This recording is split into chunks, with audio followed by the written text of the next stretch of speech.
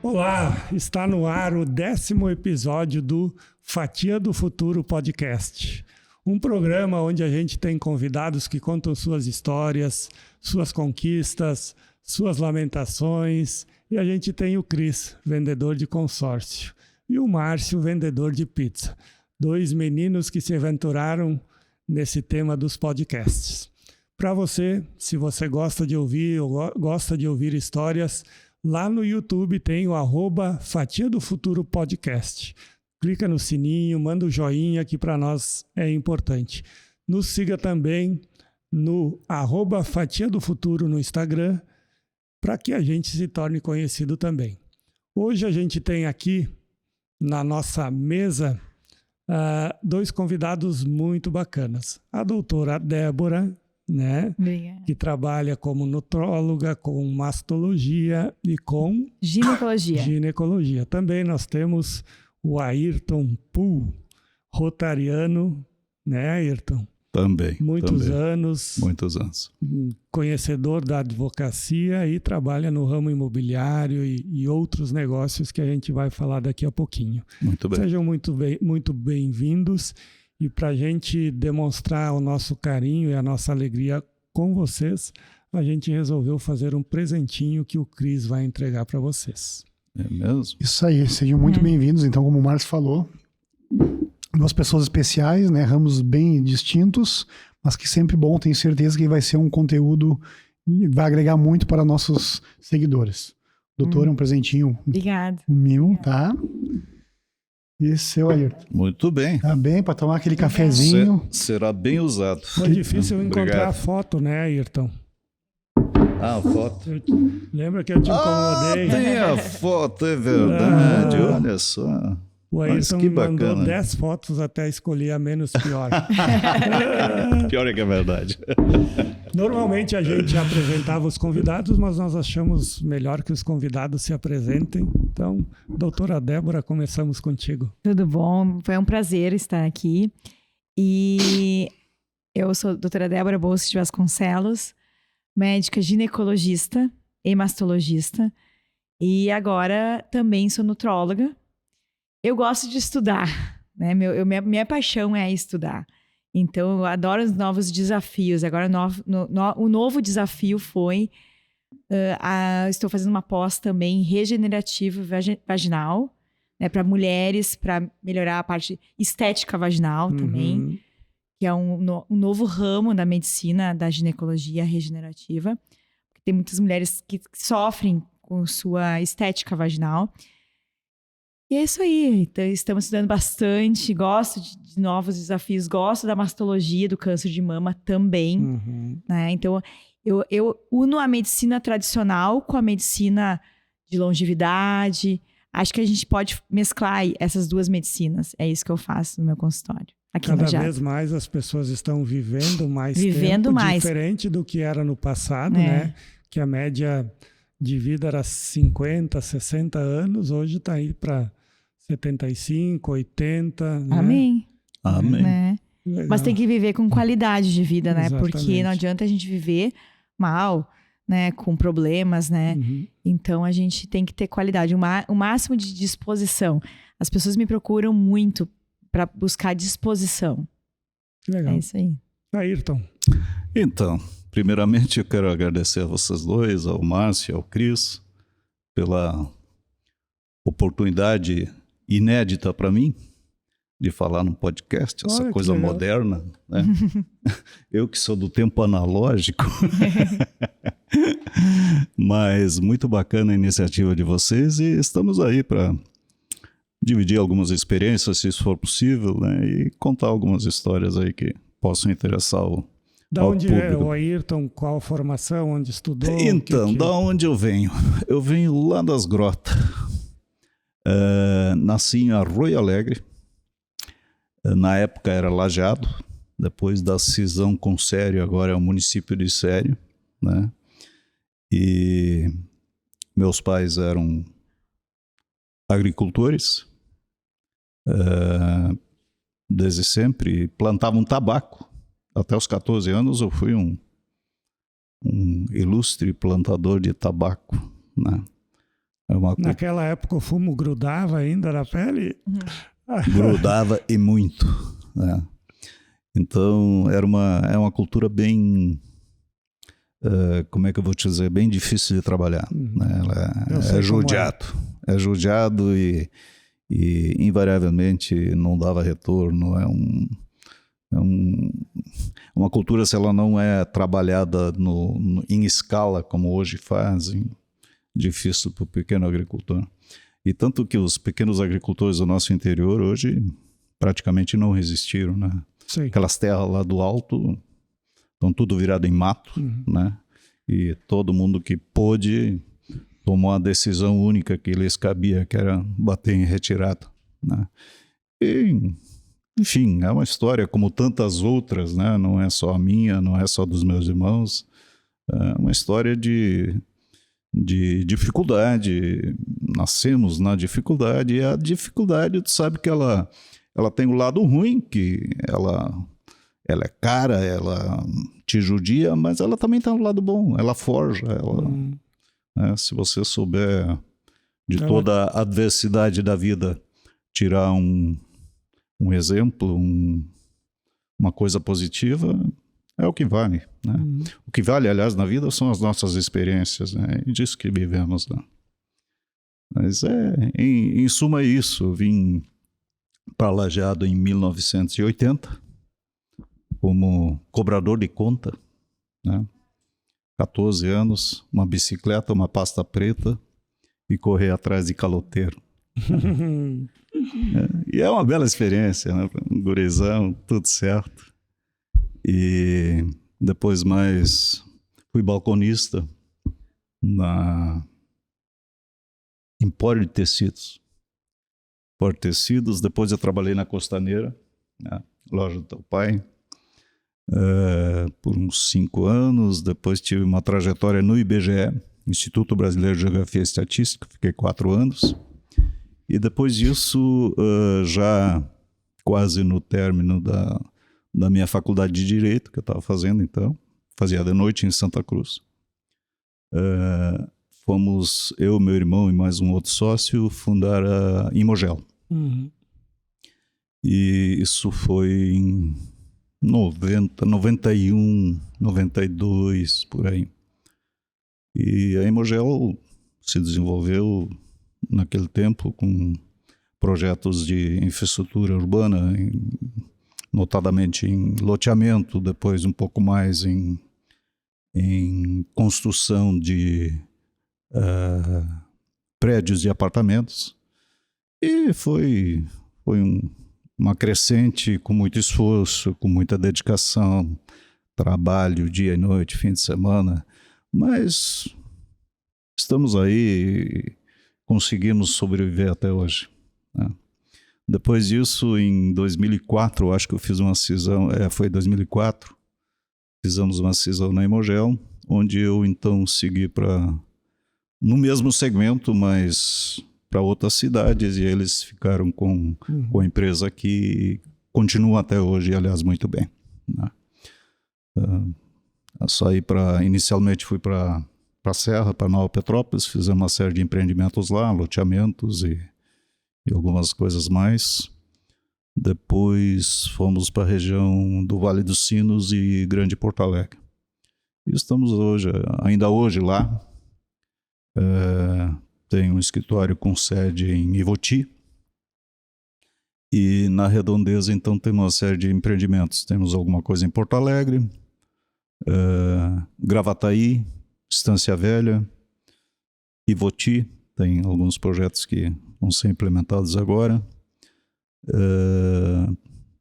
Estância Velha eu já falei. Dois Irmãos tem uma construção pequena lá. E tem os projetos agora na sequência, dependendo do clima econômico que tivemos aí no país. Tem algumas coisas em Canela também para fazer. Mas sempre com alguma parcimônia, porque o país não é para amadores, ainda mais nesse momento. Débora. Oi. Marido? marido, filhos. Tem 2 filhas. Legal. A gente é casado já há 15 anos. E elas são minhas princesas, né? Minhas filhas. Isadora e Júlia. E é muito bom ser mãe, né? Na verdade, eu sempre sonhei em ser mãe. E quem me conhece já sabe toda a história, porque eu, como médica, a medicina eu quis desde os 12 anos de idade, né? E me formei em medicina com 25, fiz residência. Eu sempre fui uma pessoa que gosta de estudar, então eu queria acabar tudo, tá? Acabar a residência. Eu fiz 2 residências, então eu fiz a ginecologia, no Hospital Fêmea de Porto Alegre.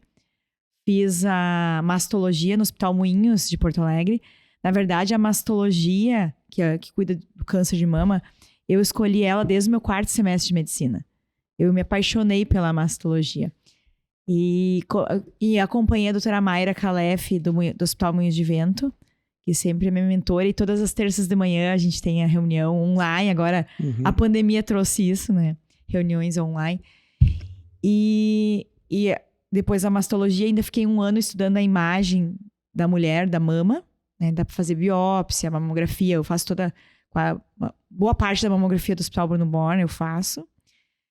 E estudar. E eu tinha que passar em todos os títulos. Então, eu passei do título de mastologia, pela Sociedade Brasileira de Mastologia, passei no título de mamografia, pelo Colégio Brasileiro de Mamografia. E daí agora eu vou ser mãe, com 32 anos.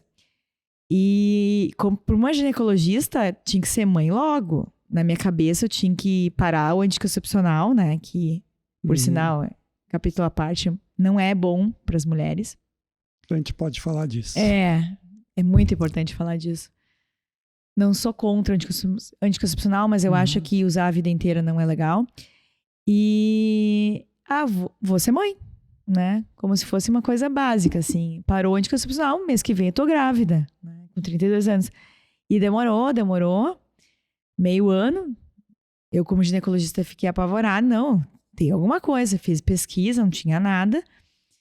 E fiz até uma reprodução assistida, sem sucesso. E não adianta. É o momento que Deus escolheu para elas virem ao mundo. Não adianta isso. Por mais, claro, que a gente tem que ser saudável. Eu comecei a ter uma vida mais saudável. Perdi peso. Que eu tinha um ovário policístico. Então, isso fez com que eu melhorasse a minha ovulação. Mas não foi. Acho que foi um momento de Deus. Um momento que eu sou muito devota de Nossa Senhora de Fátima. Então, eu digo que Nossa Senhora de Fátima trouxe elas. E daí, então, fiquei grávida da Isadora, que hoje já tem 10 anos. E com 34 anos eu fiquei grávida dela.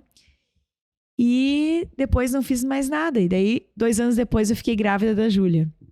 Aí eu disse pro meu marido, pelo amor de Deus, 2 filhos tá bom, né? São 2 princesas.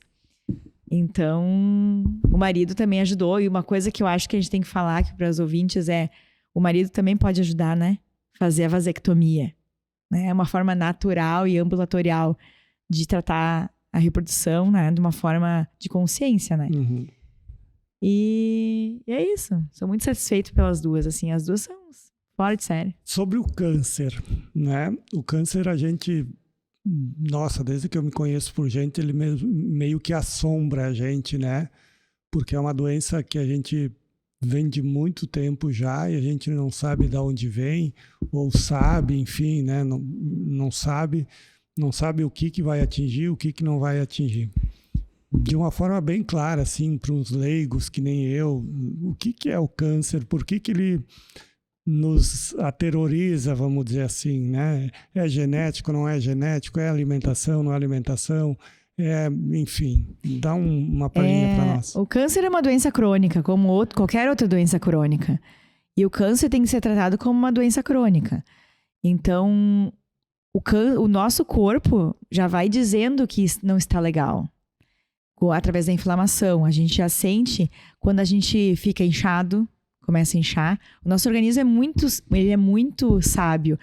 Ele faz com que entre água dentro do nosso interstício e enche nosso corpo. Então, isso é a primeira forma do nosso corpo dizer que não está legal.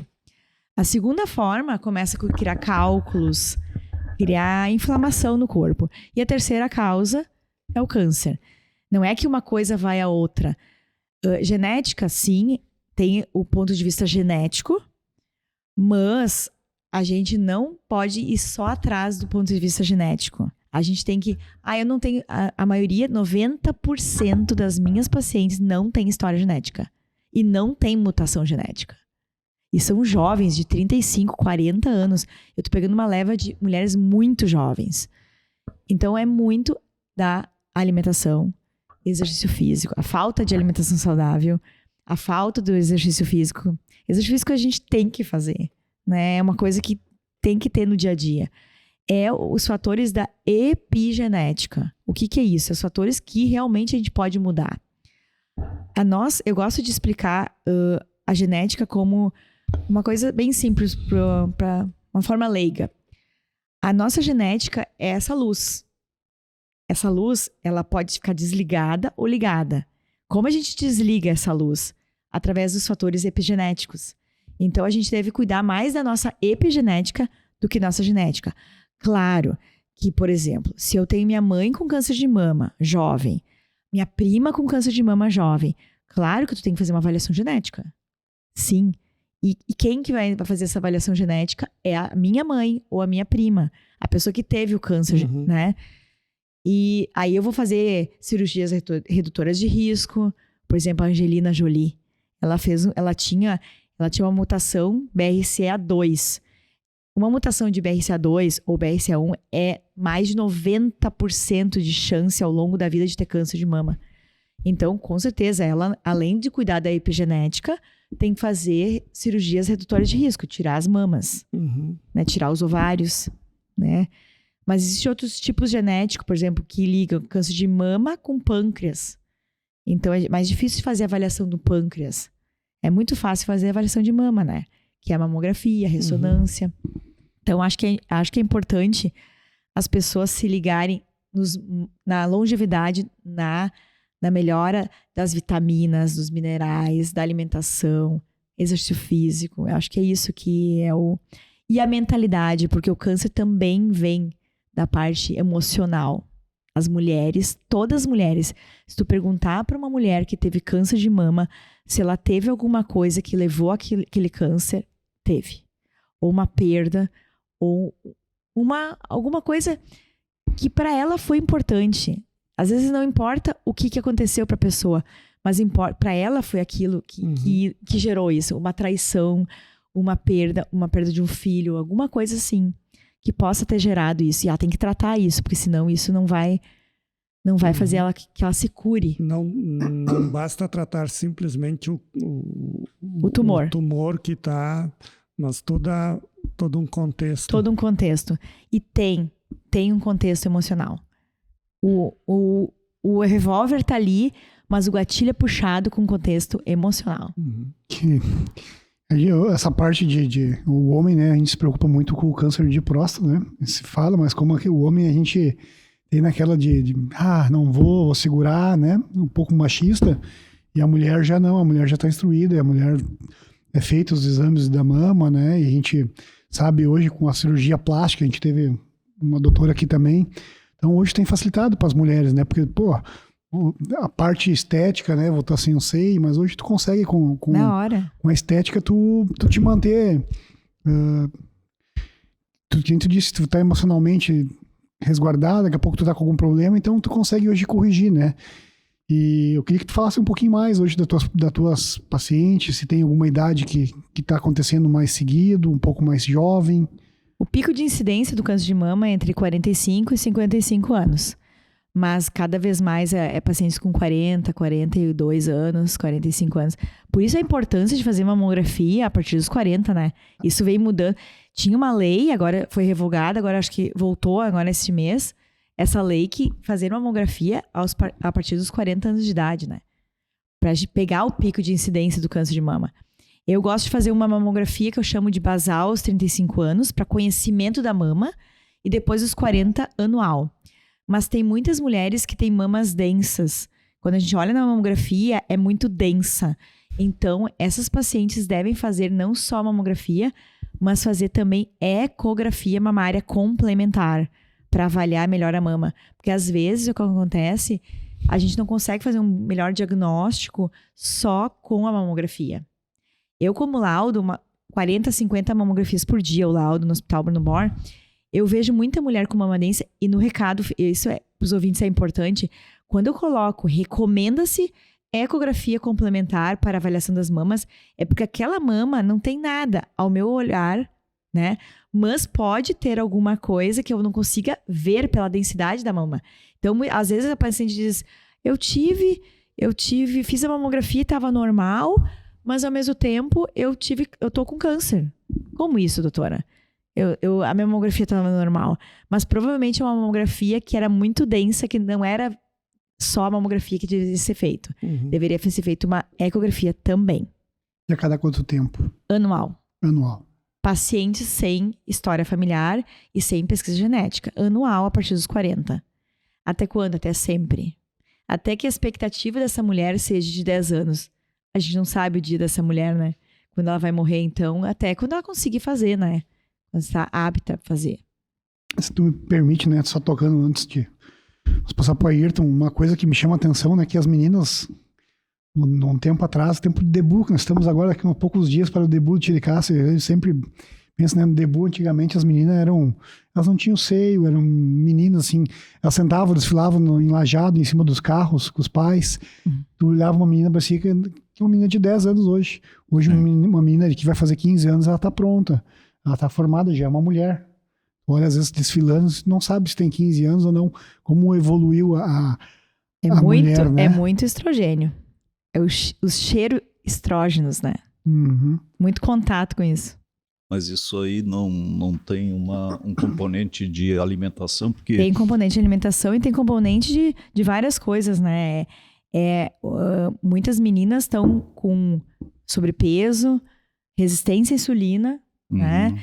E também com muito estrógeno, né? Não só do anticoncepcional oral, que não é só isso, é até nas maquiagens, todos os componentes que a gente não pode ficar numa bola de vidro, mas a gente tem que cuidar um pouco, né? A gente, crianças, usando muita.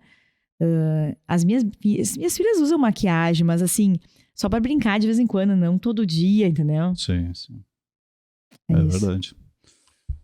Me fale sobre construção civil. Construção Lajeado, civil. a gente sabe que tem um boom, né? Isso se reflete em outras cidades, naquelas que vocês atuam, menos, mais, a nível de estado? Sim. Lajeado, notadamente, é um case diferente. Eu acho que, talvez pelo fato de ser um centro regional, aqui a coisa gira de outra forma. E isso, não tenho visto isso em nenhum local do estado, né?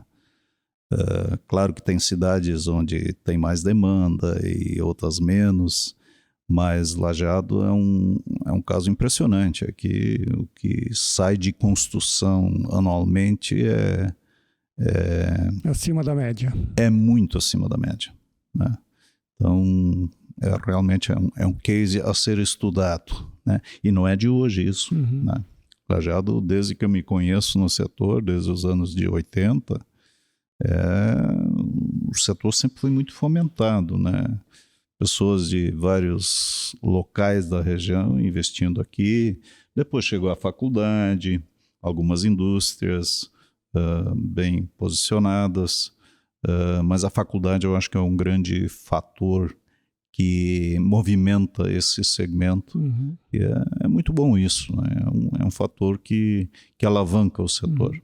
Mas também tem o outro lado, que hoje nós temos, na verdade, uma crise instalada no próprio segmento, e não é só Lajeado, aí é geral, porque as pessoas no Brasil hoje, para construir, quer dizer, para comprar uma casa, ter um teto, elas precisam de financiamento. E nós, com esse juro maluco aí de Selic a 15%, qualquer um que vai no banco roda no cadastro.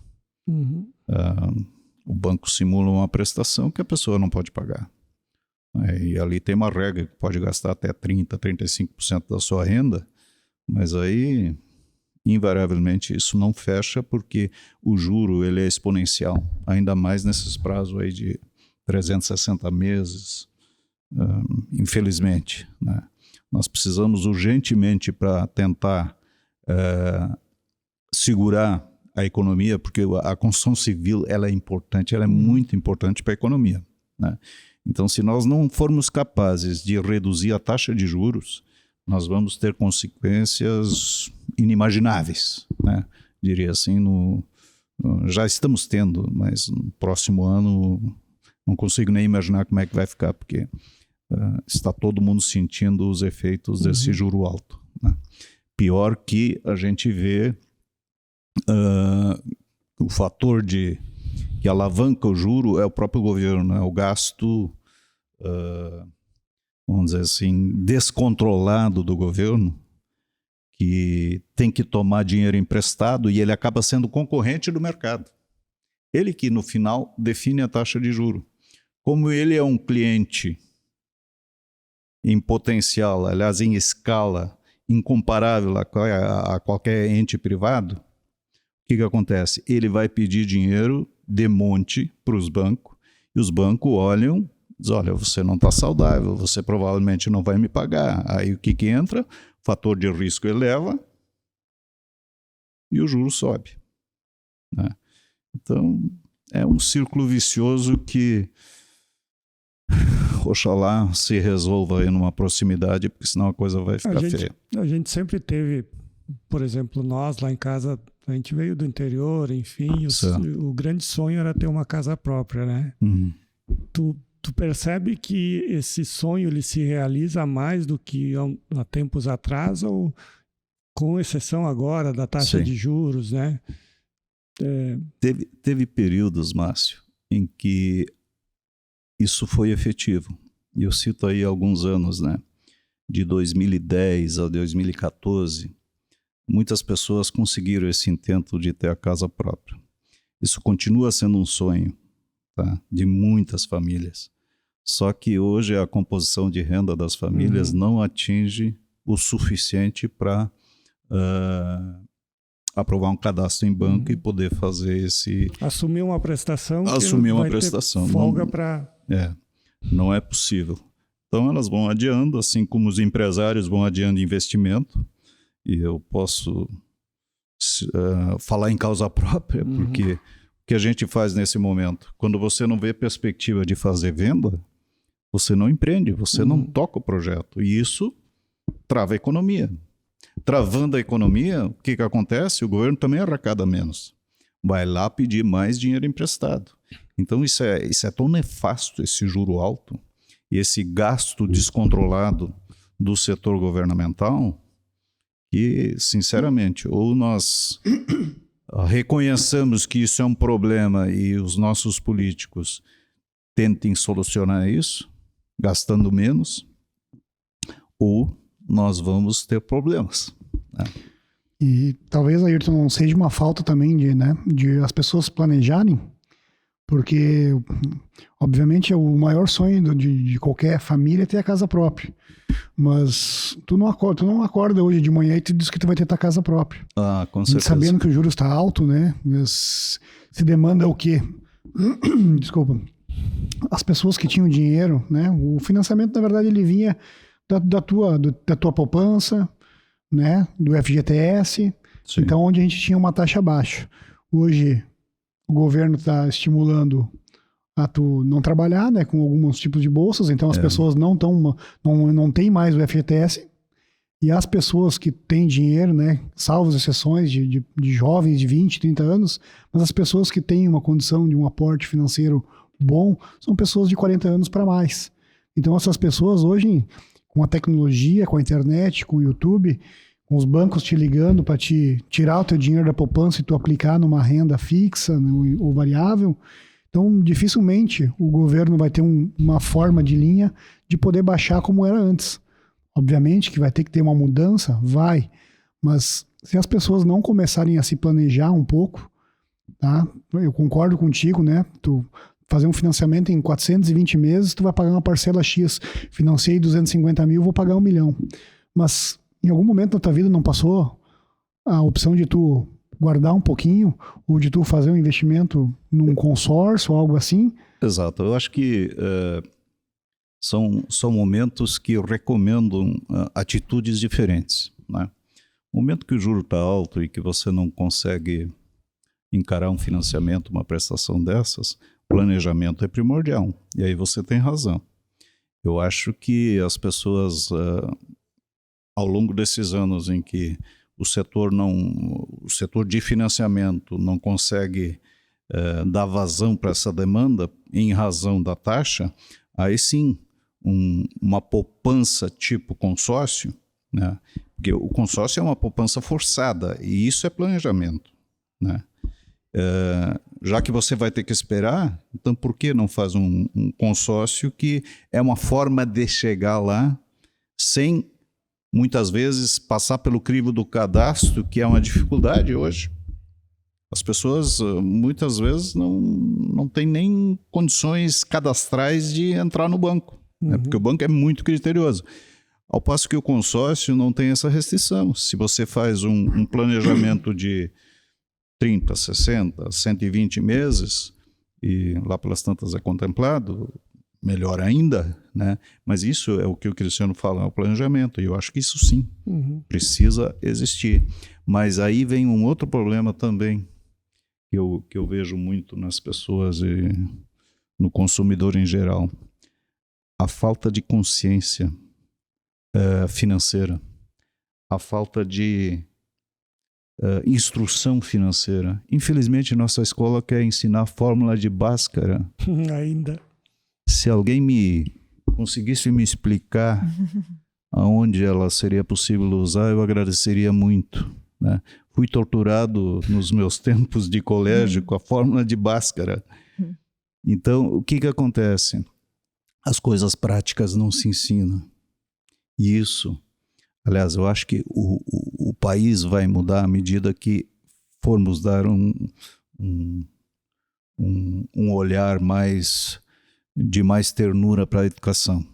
Sabe, desculpa te cortar, hoje à tarde eu estava conversando com uma pessoa exatamente sobre isso. Exato. Né? O modelo educacional, não educação em si, mas conhecimento, ele está ultrapassado já.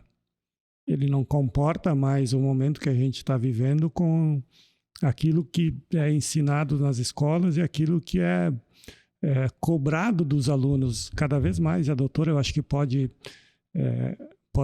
falar isso também.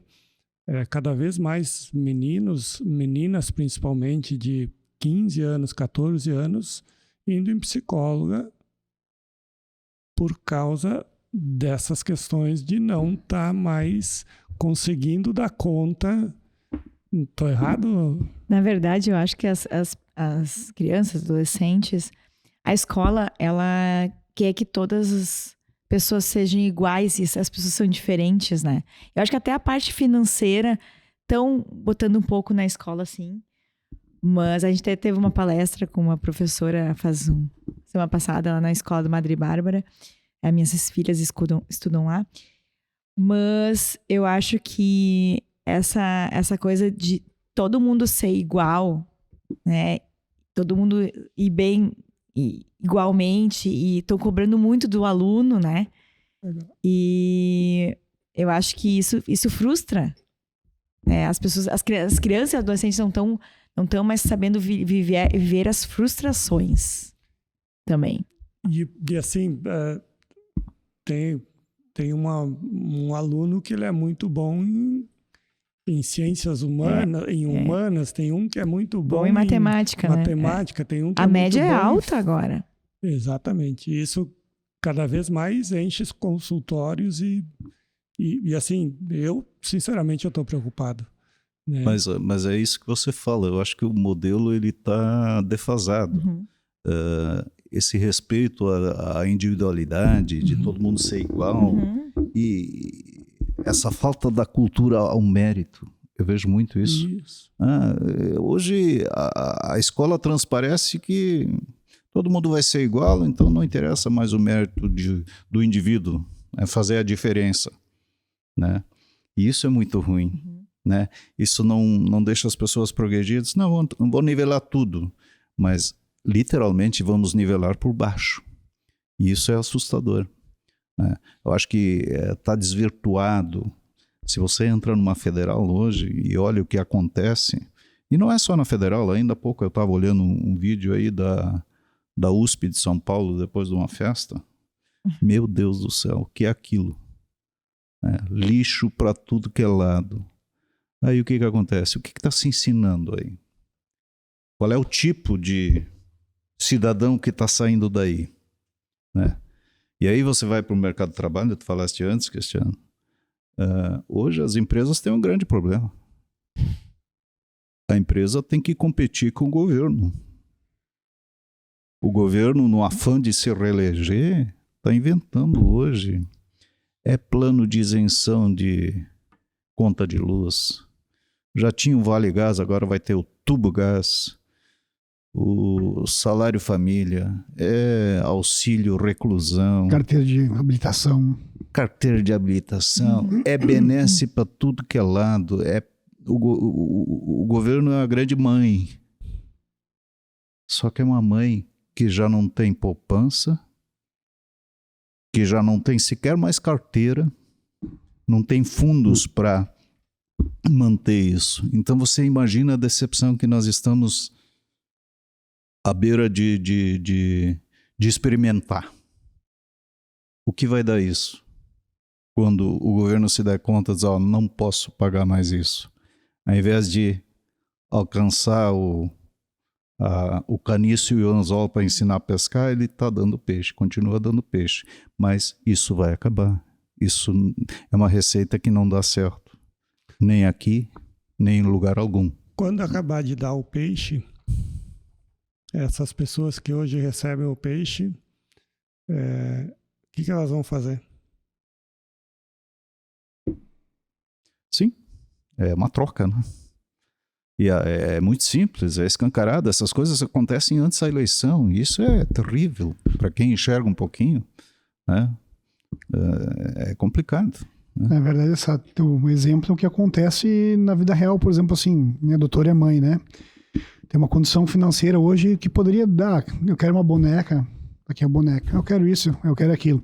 E se a gente não saber o momento de dizer não para um filho ou para uma criança, ali na frente ela não vai saber o que fazer, porque ela nunca teve o não. A gente é pai também, né? Então, tá com uma dificuldade. Meu filho tem 14 anos. Semana aconteceu um episódio que a gente teve que tirar o celular dele. Vou te dizer que em 3 dias ele mudou muito já. Só que a gente, no dia a dia, a gente não consegue mais. Mas como nós vivemos antigamente sem celular, a gente sabe que o mundo era diferente. Mas talvez não precise ser tão radical. Mas talvez a gente tenha que saber dizer o não. Como é uma questão do governo, como uma questão das tuas filhas. É verdade. Eu e o Glauber, a gente pensa muito nisso. Eu acho que a gente tem que criar meninas, elas são muito queridas. Minhas filhas são... É coisa de mãe, né? Não, mas elas são muito educadas e estudam, elas são competentes, elas fazem as coisas direitinho.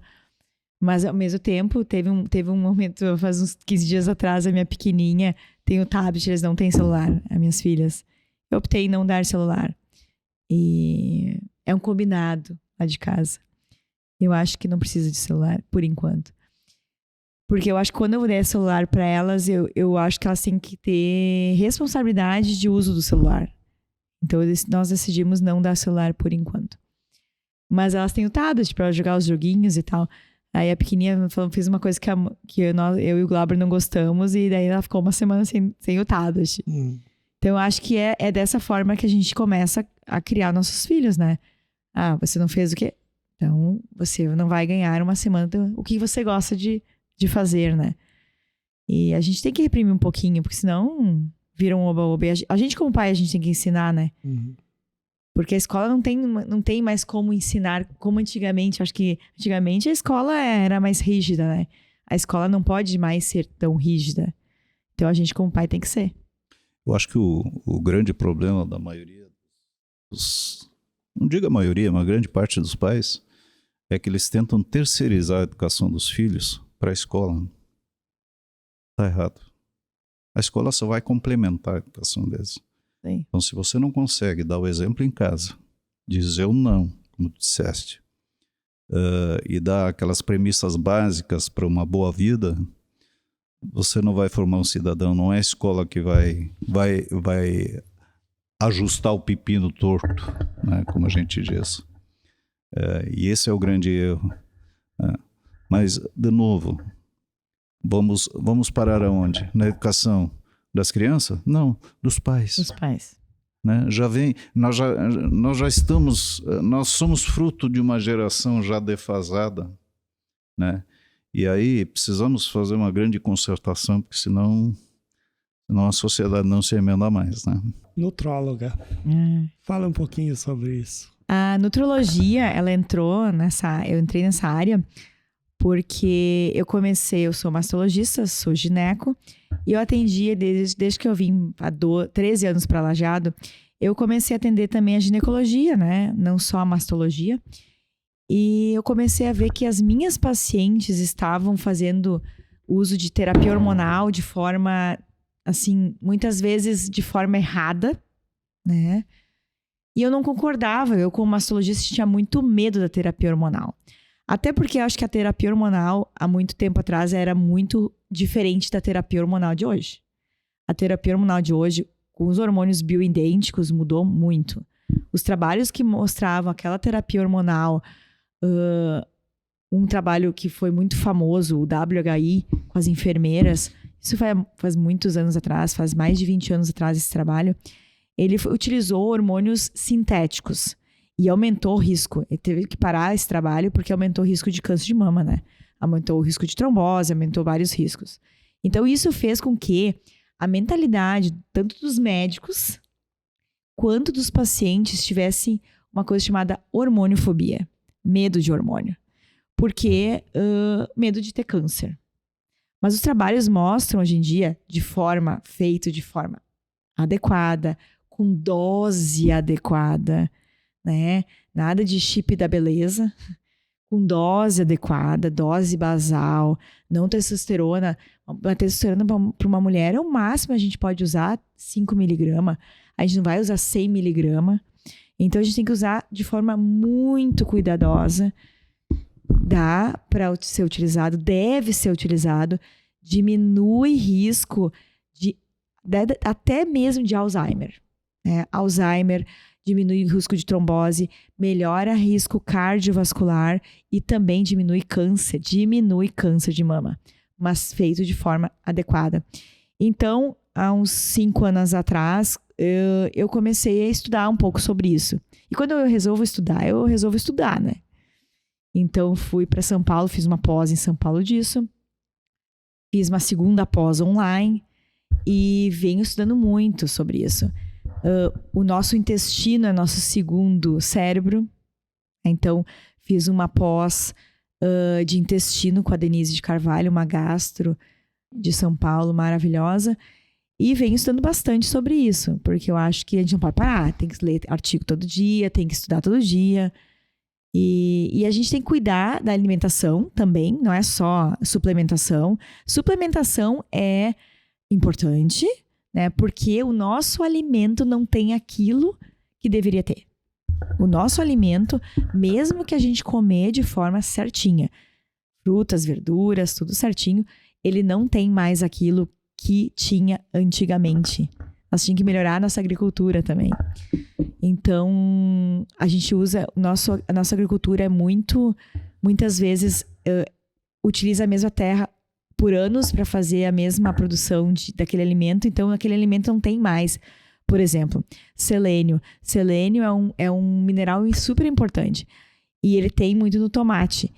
Mas, com a monocultura, a gente acaba sempre utilizando aquela terra e não mudando a cultura e não tem aquele selênio, aquele tomate não tem mais tanto selênio quando tinha antigamente. E fora os agrotóxicos, fora as toxinas, né? Então, as pacientes precisam de suplementação para ter longevidade. E elas precisam de quê? De tomar um suplemento pronto da farmácia? Não. Elas precisam daquilo que elas precisam. Então, tem que fazer exames de sangue para avaliar isso tudo bem direitinho. avaliar zinco, avaliar todos os minerais para ver o que realmente uma pessoa precisa. Foi ali que eu comecei a gostar e comecei a ver os hormônios. E os hormônios também têm a ver com os minerais, porque os minerais fazem com que os receptores de hormônios funcionem no corpo. Então não adianta a gente dar para uma mulher hormônio se ela não tá bem da alimentação, se ela não tá bem da parte física, não tá bem da glicose. Então a gente tem que olhar a mulher como um todo mesmo. Não só mulher, né? Não, mulher e homem. Na verdade, eu atendo alguns homens também. Isso, eu ia até dizer, né? Porque eu olho minha mãe hoje, né? Minha mãe hoje já tem 60 e poucos anos, né? E hoje tu vai na casa dela, ela tem lá uns potinhos de ômega 3. Isso aí. Uma cápsula de alho. Isso. Antigamente, quem é que tinha isso aí, né? E tu falava em... Os shots, né? Vou tomar um suplemento, tu pensa num marombeiro de academia. Alguém fala, vou tomar um whey, uma creatina. Antigamente era creatina. Sadol. Hoje em dia, o meu menino que tá com 14 anos, agora ele começou a se alimentar melhor. Já tinha indicação do médico que dá um suplemento, uma creatina. Então, isso tem acrescentado muito, né? Essa parte... A suplementação pode ser para criança já também. As minhas filhas já suplementam. E do Paulo? Muito suplemento, não. Olha, Feijão. até por indicação da minha filha, aliás, ela é minha médica em casa, né? Ela tem um cuidado todo especial, é um carinho que ela tem com nós. Que idade tem, menina? 20 anos. Ela é formada? Não, ela tá cursando engenharia civil agora aqui na Univates. Fez uma experiência em Porto Alegre com direito, depois fez um ano de arquitetura e agora finalmente migrou para engenharia civil. Mas está morando em casa hoje, no quintal da faculdade, né? Mas como eu estava dizendo, ela é implacável, né? Ela tem que tomar isso. É que os jovens estão diferentes. Os jovens são exatamente. Eles têm eles vêm no meu consultório e eles, mas que coisinha que desce, eu tenho que tomar isso também. Pode, toma assim, marca, tá. Eles sabem tudo. Sim. Eles sabem tudo. O nível de conhecimento que eles têm hoje, né? comparativamente à nossa idade, é infinitamente superior, né? E não tem só os maus exemplos, tem os bons exemplos também. Eu vejo a garotada aí, colegas da minha filha, muitos caminhados na vida e bem encaminhados, né? É claro que tem as exceções, mas a grande maioria tá pegando firme, tá se sobressaindo, né? E eles têm muita informação, né? Informação. Tá tudo na palma da mão, não era que nem nosso tempo, né? Era tudo limitado, era tudo analógico, né? E hoje não, é tudo instantâneo. Qualquer assunto que bateu na cabeça aqui, vai lá no Dr. Google e manda vir, né? E o Google está ficando para trás, tem o chat GPT, exatamente, tem o Gemini, e aí vai, né? Essas Você coisas... tem que cuidar das respostas do Não, é chat. óbvio, né? Ele é bem... É verdade. Mas nós falando do setor imobiliário, me ocorreu uma coisa que é um fenômeno que aconteceu, que foi a pandemia, né? Como ela impactou no comportamento humano, né? E de sobremaneira nos usos e costumes. Descobrimos na pandemia que é possível você ter um negócio à distância, gerenciar ele, por causa do home office, né? E isso mudou comportamentos de mercado também. Por exemplo, diretamente do setor imobiliário, as salas comerciais foram, por demais, impactadas com isso. Quanto profissional liberal não arrumou o quartinho dele para fazer um escritóriozinho em casa e ficar em casa, não gastar com transporte e tal. São mudanças de comportamento que a tecnologia traz. A pandemia, no caso, foi uma anomalia, né? Mas ela começou a mudar comportamentos. Eu mesmo, antes da pandemia, eu saía 5 vezes por semana nas minhas frentes de trabalho. Hoje eu vou uma, quiçá 2. Né? Então, esse é uma diferença de comportamento em todos nós. Né? E ele impacta no mercado. Né? Antigamente, o grande xodó era investir em salas comerciais. Hoje, com o advento da da informática, do e-commerce, olha como isso está mudando. As pessoas hoje sequer vão numa loja, ou não gostam mais de ir, porque na ponta do dedo tu pode mandar vir tudo.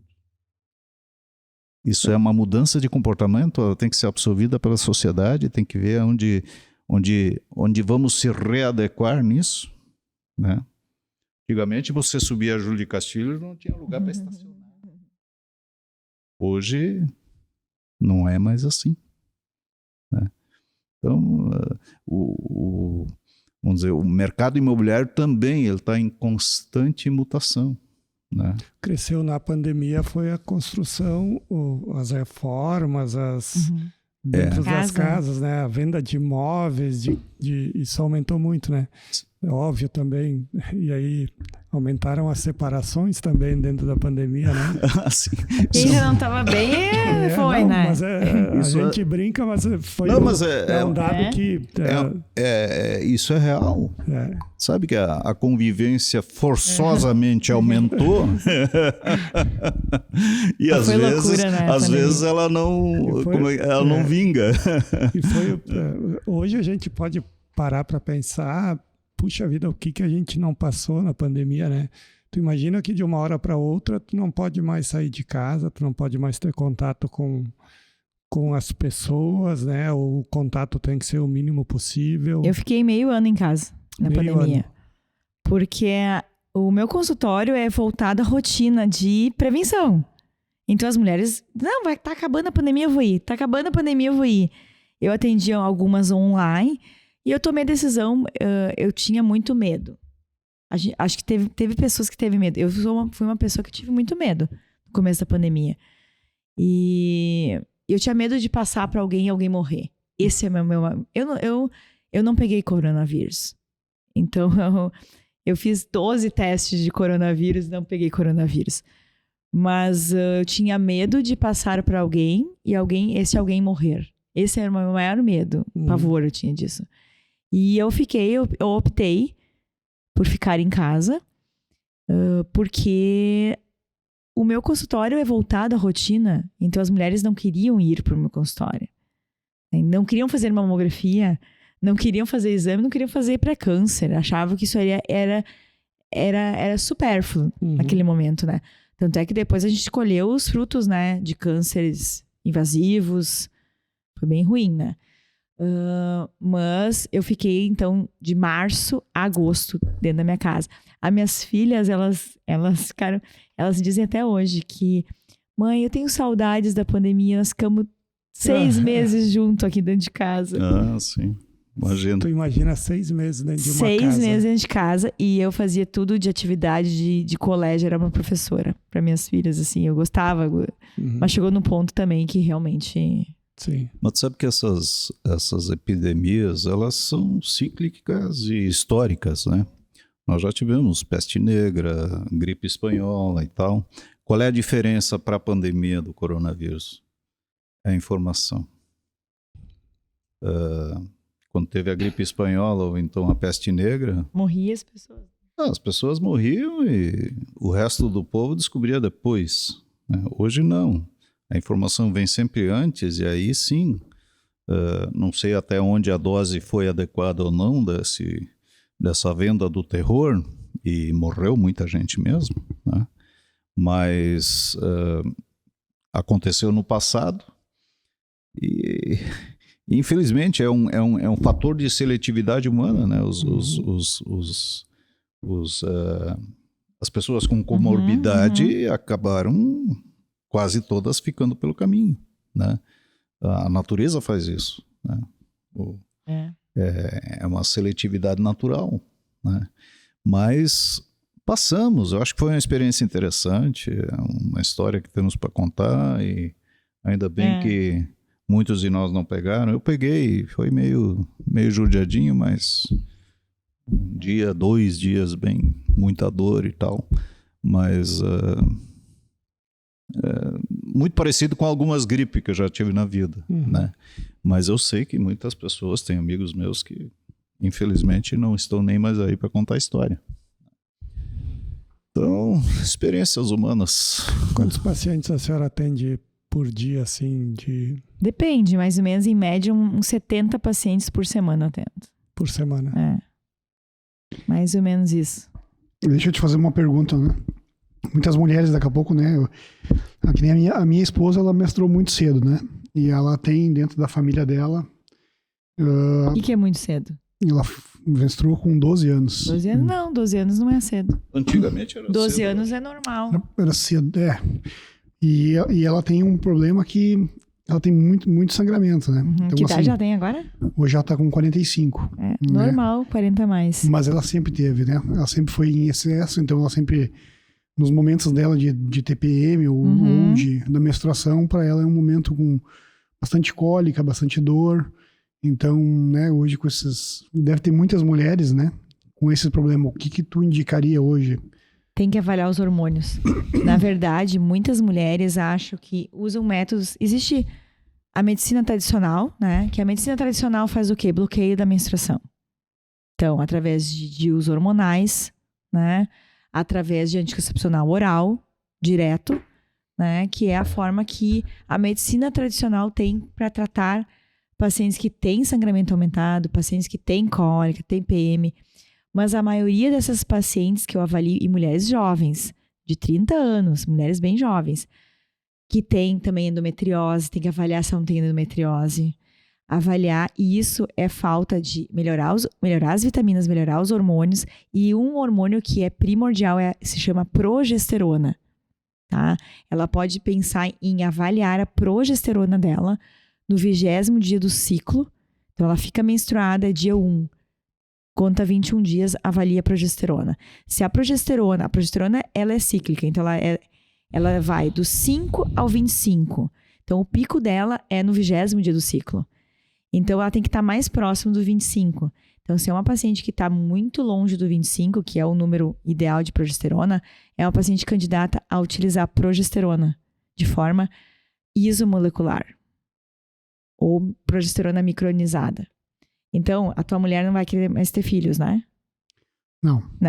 Então, qual a opção dela? O método contraceptivo vocês usam? Ela toma remédio. Anticoncepcional. Então, temos duas opções. A opção mais natural, usar um DIU de prata nela, ou tu fazer vasectomia. Essas são as opções melhores. E avaliar a progesterona. Se a progesterona dela tá baixa, utilizar hormônio isomolecular. Nós não temos problema, né? Da parte boa, né? Não sofre tanto. Não sofre tanto. Os hormônios femininos é muito complexo. É verdade. E muitas vezes... Os maridos os maridos que saem. Isso. Mas os maridos também têm que fazer a parte deles. Também tem que fazer a tua parte. Qual é a tua parte? Fazer vasectomia. Vamos pular desse assunto. Olha que legal, né? Eu acho que a gente pode abordar esse assunto, na verdade, porque é um tabu também, né? Na verdade, oriento, chamo às vezes até os maridos das minhas pacientes. Eu gosto muito das minhas pacientes e eu chamo às vezes os maridos porque o que acontece? Dá para ser feita uma ligadura tubária também, né? Ligar as trompas, né? Só que quando a gente liga as trompas ou quando faz uma esterectomia, tira o útero, a gente acaba bloqueando, entre parênteses, bloqueando parte do sangue que vai para os ovários. Então, muitas mulheres referem, depois que fazem a ligadura, começa com mais sangramento, mais cólica. Por quê? Porque os ovários não funcionam como antigamente. Então, ligadura tubária não indico. Então, bota um DIU de prata, se não quer fazer vasectomia. Eu indico também, então, vasectomia ou DIU de prata. Por que não DIU hormonal? Porque daí bloqueia os hormônios. Ela tem mais 5 anos pela frente que pode deixar os hormônios delas, o estradiol, a testosterona dela, sem ser bloqueada. Até porque isso também mexe com o libido dela, se a gente bloqueia os hormônios. Então, a gente tem que melhorar o libido, tirar os hormônios indesejáveis, né? Deixar os hormônios só que a mulher nasceu, né? Tem melhor para um lado isso também. Fazer hoje de noite, então é uma decisão importante na tua vida. Cortar. E não tem problema nenhum. Meu marido fez vasectomia falando isso, seu Glauber Juliana. E é uma cirurgia que ela é, acho que 2, 3 dias. Ambulatorial. É rápido, né? E assim, não tem problema nenhum. Continua tendo esperma, né? Não vai... Ai, não tem mais esperma, né? Eles pensam isso, eu acho. E impotência não existe. Não existe, não. Nunca vi nenhum caso de impotência. E é um procedimento muito mais simples, né? E seguro? Seguro? Super seguro. Claro, tem que fazer o esperma depois, né? Pra ver se não tem mais espermatozoide. Tem o esperma, mas não tem espermatozoide. Só isso. Entendi. E digamos que queira... este homem queira, no futuro, se separou dessa mulher e queira ser pai. Pode até ser, tá? A reversão é mais difícil. Tá? É mais difícil fazer a reversão. Mas pode fazer a coleta no local. Mas deixa eu falar uma coisa que eu acho que é importante para os ouvintes. Que o esperma também envelhece. Né? As pessoas pensam que... O homem pensa que pode ser pai a vida inteira, até os 80 anos. Sim, ele tem espermatozoide, mas envelhecido. Né? A mulher já não tem mais óvulos, então ela não vai poder ter filhos. Ela vai entrar na menopausa, os hormônios caem e realmente ela não tem mais como ter filhos. O homem pode ter filhos até os 80 anos, mas a chance desse filho ter algum problema de autismo, de algumas doenças, é maior. Então, eu acho que a gente tem que ter um pensamento que o homem também não tem que ter filho. Para tudo existe um tempo certo na vida, né? Com algumas exceções, é claro.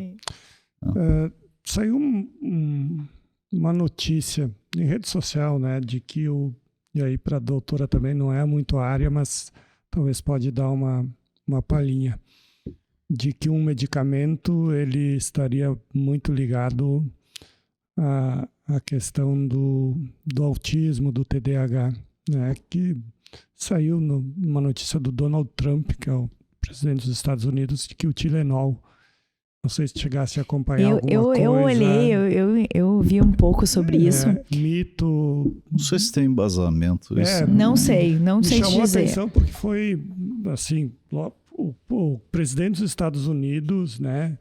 E não me parece que foi uma notícia falsa, porque eu acho que tem embasamento, mas eu não tô por dentro bem. Ele não inclusive li. anunciou um dia antes que no outro dia ele faria um anúncio, não sei o quê, então foi uma coisa pensada. Mas o embasamento eu sinceramente não vi. Então, eu acho que o autismo vem crescendo e a gente tem mais diagnóstico, claro. Atualmente a gente tem mais diagnóstico de autismo também. Mas eu acho que está crescendo muito.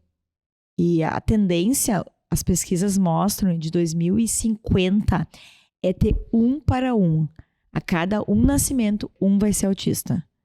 Hoje em dia, as pesquisas são 10 para 1. Sim. Cada 10 nascimentos, um é autismo. A gente vê nos colégios, né? O nível de autismo é bem mais baixo. Mas isso tem alguma comprovação? Algum fator que está provocando isso? Alimentação. Mas tudo bem, alimentação. Exposição a agrotóxico, exposição a metais pesados, exposição a medicamentos, exposição a um monte de coisa. Eu não sei se paracetamol realmente tem essa propriedade, né? Não, foi só uma curiosidade, me veio à cabeça agora. Mas é muita exposição dos pais. Mas não sei, talvez eu esteja enganado, mas quer me parecer que hoje, em função da medicina mais apurada, as pessoas têm mais acesso à medicina. Eu acho que o diagnóstico está mais apurado. Sim. E hoje é diagnosticado como autista. Antigamente era um meio louquinho, um bobo. Um bobinho, louquinho, alguma coisa dessa ordem, né? Hoje não, hoje é diagnosticado, é tratado com o devido respeito, que aliás merece, né? E é uma preocupação, né? Na escola, eu sei que a escola tem que fazer tratamento diferenciado para eles, porque senão... Madre Bárbara é uma escola de excelência para isso. Não agrega nada. Então, mas talvez uma parcela disso seja em função do diagnóstico, que hoje é possível. Eu acho sim também. Né? Eu acho sim, eu acho que existe níveis muito diferentes de autismo. Sim, com certeza. E na verdade o autista, tanto o autista quanto o TDAH, ele ganha, entre aspas, benefícios, entre aspas, eu tô falando benefícios, né? Benefícios do colégio. Então, eles têm uma diferença. Um tratamento diferenciado. Então, eu acho que é importante, sim, realmente esse tratamento diferenciado. Mas eu acho que também é a alimentação, é É muita drogas, não drogas ilícitas, eu tô falando. Também drogas ilícitas, mas... É muito produtos químicos que são Produtos colocados químicos, na hora de produzir agrotóxicos, os alimentos. tudo. Porque tu imagina, nós morava lá no interior, tinha um pé de laranja, tinha anos que não dava, né? E hoje os pés de laranja dão todo ano e sobrecarregados. Mesmo que dava bichado, a gente comia bichado, né? Hoje não tem mais bichado porque o veneno mata o bichinho. Então acho que tem sim um certo fundamento, né? Acho que a gente não pode ficar numa redoma de vida, mas a gente tem que tentar evitar um pouco, né?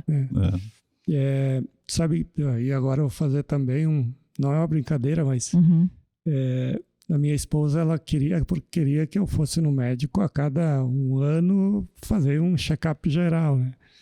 Daí eu fui faz um tempo atrás, daí veio todos os exames, todos eles dentro, nenhum fora. E aí ele disse para mim, olha, volta daqui 2 anos, né? Passou um ano, ela volta lá, vai lá. E fala, eu fui lá esses dias, olhou tudo dentro de novo, né? Volta daqui 3 anos. E aí eu cheguei em casa, mostrei pra minha esposa, ela disse, ai, que ódio, tá tudo certo. Ela tá te cuidando, pelo menos. Mas daí eu digo pra ela, sabe o que é isso? É a pizza. É todo dia pizza. É isso aí. É a genética tua. Eu vou recomendar, eu sei. Qual é o segredo da massa, né? Eu vou recomendar pizza pra todo mundo. Eu acho que é um grande alimento. Ayrton, Rotary. Rotary. Tu é um cara engajado, né? É verdade. A doutora também é filha de rotariano, já participou do Rotary também. O Rotary, na verdade, é uma entidade internacional. Ela tem, acho que é 1,5 milhão de clubes no mundo, né? Que presta serviços, vamos dizer, diferenciados na sociedade para aqueles que precisam, né? E nós aqui, só para exemplificar, na última enchente aí, a gente fez um serviço que nem imaginava que ia ser assim. A gente começou recebendo donativos e tal, no final ficamos 5 meses trabalhando, recebendo e destinando, recebendo e destinando, né? Fizemos aí um trabalho homérico, não só nós do Rotary Clube Lajeado, mas os outros clubes também, talvez em escala diferente, mas fizeram. O Lions também fez um belo trabalho. E essas organizações são para isso mesmo, né? É para essas horas. É para essas horas e para assistir aqueles que menos aquinhoados, né? Que têm necessidades. Então nós sempre estamos fazendo alguma campanha para arrecadar um dinheiro aqui e ali, porque a necessidade sempre está esperando, né? A necessidade sempre é maior do que a oferta, a possibilidade de ajudar. Então tem que ser até seletivo e às vezes não se consegue atender todo mundo. Mas o Rotary tem esse condão e ele também é um clube que ele agrega profissionais. A ideia, quando ele nasceu em Chicago com Paul Harris, era fazer um corte transversal da sociedade, pegar tudo que é diferentes profissionais da sociedade e agregar eles num clube para fazer justamente esse trabalho. Mas ele também se funda no companheirismo. Nós temos, o Rotary só se mantém porque os membros são membros já de longa data e acabam se tornando amigos e é uma família. E a gente convive muito, né? Então acaba sendo o nosso nicho, nosso ponto de encontro, nossos amigos. Então a gente cria programas e tudo mais para conviver e tudo mais, mas é muito legal, é muito prazeroso ajudar o próximo, essa é a grande verdade, né? O que mantém o Rotary hoje? Ele é internacional, ele vai descendo, como é que funciona? O Rotary ele é internacional. Os recursos, como chega, só doações? Os recursos, assim, eu te diria, Márcio, que todos os clubes têm uma característica diferente, né? Você pode fazer programas associados à Fundação Rotary Internacional, né? Que ela tem recursos que vêm de programas perenes, notadamente nos países desenvolvidos, né, que drenam recursos para os países menos desenvolvidos, né.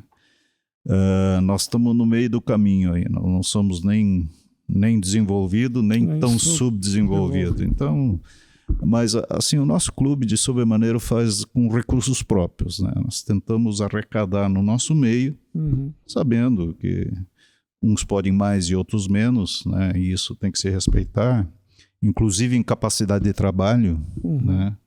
Tem companheiro que pode, que tem disposição, que tem tempo, né, para fazer um monte de coisa. Outros não podem tanto, mas ajudam de outra forma. Todos nós pagamos para ser rotariano, né? A gente paga uma mensalidade, parte dessa mensalidade vai para a Fundação Rotária ou para o Rotary Internacional para promover campanhas como a Poli Plus, por exemplo. Essa é a maior bandeira do Rotary a nível mundial. O Rotary, com o programa da Poli Plus, conseguiu erradicar a paralisia infantil. Isso é um feito notório. Só não está 100% erradicado por questões religiosas. Eu não me lembro quais os países agora, são da África ali, eles não permitem que se faça vacina. E aí é difícil interferir. Essa questão de crença é complicado, né? Mas senão estaria exterminado. Porque no Brasil não temos motivo para alguém ter poliomielite, né? A vacina está aí, ela é bancada pelo Rotary Internacional, os governos têm, é só aplicar, né? E, então, esse é um dos programas, tem muitos outros. O Rotary nos países menos desenvolvidos trabalha muito com água potável, saneamento, né? Muitas vezes nem bancando, assim, mas entrando com ideia, organizando a sociedade, porque às vezes não é só o dinheiro, é entrar com a ideia, um projeto, vender uma ideia boa, né, para aquela sociedade se organizar, saber que isso é um benefício, né? Então, o Rotary é isso, é dar de si sem pensar em si, né? Isso, aliás, é um lema legal e é muito bom a gente ajudar as pessoas. Tu vê o sorriso no rosto de alguém que foi ajudado, isso não tem preço, né? A gente sabe como é. Não tem preço. Então, é basicamente isso. O nosso programa aqui, o nosso podcast, ele é a fatia do futuro, né? A gente faz analogia, o Cris vende consórcio, eu vendo pizza, né? A gente faz uma analogia que a nossa vida é uma pizza, né? E que boa parte dessa pizza ela já foi recheada, já foi consumida, que é o nosso passado, as nossas conquistas, né? Aquilo que a gente plantou, aquilo que a gente colheu bem ou colheu mal, né? E tem uma fatia que ela é reservada para o futuro, né? E antes da gente finalizar aqui a nossa conversa, a gente queria fazer com que vocês nos dissessem, né? Qual é o recheio que vai ter nessa fatia do futuro na vida de vocês, doutora Débora, lógico, né? O que viria nessa fatia, em termos gerais, assim, família, trabalho, sociedade, amigos? Bom, como ficaria recheada? A minha é de esperança de ter um mundo melhor, né? Das minhas filhas crescer num mundo melhor, de gratidão também a Deus, gratidão, tudo que Deus construiu me proporcionou na minha vida, não só do ponto de vista financeiro, mas do ponto de vista emocional. Eu tenho uma família maravilhosa, eu tenho meus pais que sempre me apoiaram, meu pai e minha mãe sempre me apoiaram em todas as ideias. Agora a gente está construindo uma clínica, então eles estão me apoiando nessa nova ideia. Então, sucesso profissional é importante também. Eu quero continuar fazendo o que eu amo fazer, que é tratar do câncer de mama de forma integral, tratar da doença do câncer de mama de forma integral, tratar da menopausa de forma integral. E eu espero que as minhas filhas também cresçam num mundo melhor e a minha família continue juntas, unida. É isso que eu penso no meu futuro. É isso. Muito bem. Ayrton, o que vai ter? Então, é interessante a ideia, né, Márcio? Fatia do futuro. Pois olha, eu acho que nós, seres humanos, somos talhados e forjados na nossa experiência, na nossa vivência. E se estamos aí hoje é porque talvez alguns chamam de destino, outros de dom divino, enfim, chame o que quiser, mas você teve a sorte de estar aqui, porque muitos dos seus amigos de infância não estão mais aqui, né? Então temos sorte por estar aqui. Como queremos avançar no futuro? Eu acho que todo ser humano, eu ao menos penso assim, a base é a família, né? Se você tem a sua família bem estruturada, né? Tem uma esposa, no meu caso tem uma filha também, e a gente vive muito bem. E para quem tem 60 mais, como eu, você não pensa mais tanto em futuro para si mesmo, né? Você já começa a pensar no legado. São os filhos, né? Que é a descendência. E aí vem um monte de ideias à cabeça. Eu gostaria de colocar nessa fatia do futuro que nós tivéssemos uma organização social, um governo que desse a real importância que tem a educação de uma criança. Porque eu acho que nosso problema no Brasil passa basicamente por aí. Gerações e gerações que não têm instrução, que não têm discernimento, que não sabem escolher o certo do errado, sabe distinguir o certo do errado. Que nós tivéssemos um governo que se preocupasse com uma outra fatia que agora não é do futuro, é do presente, que é a parte dos velhos. Quem está fazendo alguma coisa por isso? Nós temos um sistema de seguridade que não vamos dourar a pílula, está quebrado. Nós temos talvez uma ou duas pessoas contribuindo para um aposentado. Isso não se sustenta, né? Então, se nós não tomarmos atitudes práticas, drásticas, para pagar as nossas dívidas sociais, eu chamo isso, tanto com a criança quanto com o velho. Pessoa de meia idade ainda pode trabalhar, fazer acontecer, depende muito dela. Pena que muitos são incentivados a não fazer isso. Isso é uma outra lástima. Mas que tenhamos no futuro governantes mais comprometidos com a ideia de que tudo que é consumido tem que ser produzido. Essa é uma ideia central, básica. Parece que isso foi abolido. As coisas vêm da pátria-mãe. Não é assim. A pátria-mãe não tem nada. Se não é nós que produzimos e emprestamos para ela. Então, temos que ter uma mudança drástica, cultural, mas é desde a criança, o jovem, o adulto e o velho. Mas assim, de sobremaneira, nas duas pontas tem que se ter um cuidado muito grande. Porque a população brasileira e mundial está envelhecendo. E nós não temos um programa que, vamos dizer, abarque, que acalente essa faixa de idade, que dê um conforto que merecem. Se não é os filhos que podem eventualmente ajudar os pais, eles ficam a Deus dará. Isso é muito triste. Pessoas atiradas por aí em qualquer canto e tendo os últimos dias da forma jogada à sorte, né? Isso é muito triste. Eu gostaria que isso, sim, fosse o conteúdo da fatia do futuro. Pode ser meio utópico, mas é um desejo. Ele é o conteúdo da tua fatia do futuro. Então, se tu me permite esses dados, né? Tu pegar hoje um aposentado que se aposenta com R$ 1.500, hoje os medicamentos que ele tem que não paga. Então, antigamente tinha 10 contribuintes para um aposentado. Atualmente está 3 por 1. Eu Até não tinha o número 2070 vai ser 1 por 1. Como é que tu vai... Eu vou trabalhar para te sustentar, senão vai fechar. Então, não fecha. mais um momento de nós repensarmos o nosso futuro e voltar a planejar, né? As pessoas têm que ser um pouquinho mais conscientes.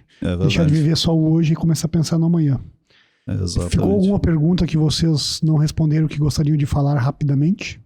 Para nós finalizar? Qual a pergunta que a gente não fez que vocês gostariam de responder? É difícil. Tu falaste, eu acho que tu falaste, né, doutora? A doutora falaste sobre a estética hoje vaginal.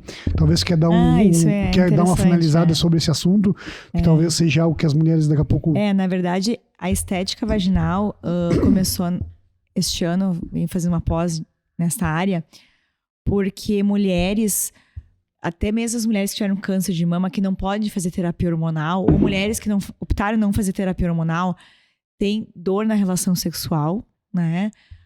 Então, eu investi no meu consultório na compra de um laser de CO2 que faz com que tratamentos em relação à parte para melhorar o colágeno vaginal, né? Para essas mulheres conseguirem ter relação sexual sem dor, né?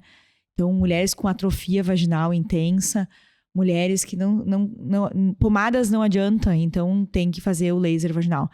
E também para incontinência urinária. A gente pode lançar mão do uso do laser de CO2 para incontinência urinária.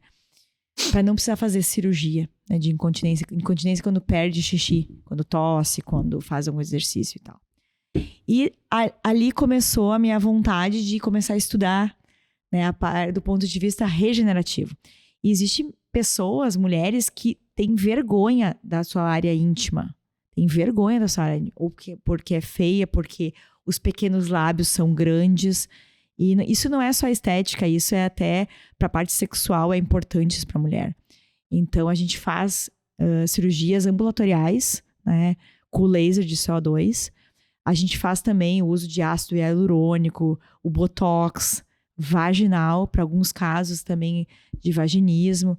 Então, eu acho que é uma outra área que vem lançando, trazendo aqui para Lajeado essa novidade, né? Porque as mulheres também querem se cuidar da parte íntima, estar satisfeita para ter tanto do ponto de vista funcional da vagina, quanto do ponto de vista estético, que é muito importante. A mulher ter vergonha da sua área íntima.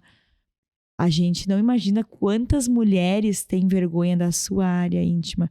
Então, é importante, por isso que eu vi que tinham uma queixa importante no meu consultório e eu resolvi trazer para Lajeado essas novas tecnologias e tratamentos. Legal. Então é isso aí. Queremos agradecer, então, a presença da doutora. Foi um prazer ter você conosco falando. E tu viu que todas as mulheres que vêm aqui, elas são estudiosas, né? Elas gostam de estudar informação em cima de informação. Os homens têm que se puxar um pouquinho, hein? Nós estamos bem atrás. E, meu querido, também muito obrigado. Né? Foi um prazer te escutar. O prazer foi meu. Eu acho que foi muito legal. A voz desse locutor de rádio aqui, o Cid Moreira. Né? Eu acho que as pessoas... Ele teve também o professor Sears, né, falando aqui, as pessoas mais experientes, como é bom ouvir você, sabe? Conhecimento de vida... Às vezes, assim, o jovem, não sou mais tão jovem, né? Mas às vezes a gente tá naquele mundinho que a gente às vezes acaba não escutando. E como é bom ouvir as histórias de vida de vocês. Fico muito feliz de ter te recebido aqui nesse nosso espaço. Tá? Eu que agradeço ao Márcio. Márcio é nosso amigo de longa data. Conheci o Cristiano hoje. Débora é quase minha afilhada. Né? É isso. Mas agradeço de sobremaneira a oportunidade. Eu acho que é um espaço bacana de trocar umas ideias. É um espaço simples, mas não legal. Simplista. Exatamente. Né? E a ideia é justamente essa, a gente conversar, bater um papo, as pessoas falarem um pouquinho das suas histórias também, né? Porque é isso, né? A gente vive em sociedade, às vezes a gente não conhece... Por exemplo, eu não conhecia a doutora Débora, né? O Cristiano não conhecia o... Então. Exatamente. Então, isso faz com que a gente também tenha conhecimento e... Você sabe que um dos sucessos, vamos dizer, uma das razões de sucesso do ser humano é as suas relações. Né? Então, se nós conseguimos nos abrir e conhecer mais pessoas, pessoas bacanas, as nossas relações melhoram em todos os sentidos, né? E é isso. Acho que a oportunidade aqui é ímpar para isso. Legal. Gostou? Segue lá no @Fatia do Futuro Podcast no nosso Instagram, @Fatia do Futuro Podcast também no YouTube. Curte, compartilha. Um grande abraço e até a próxima.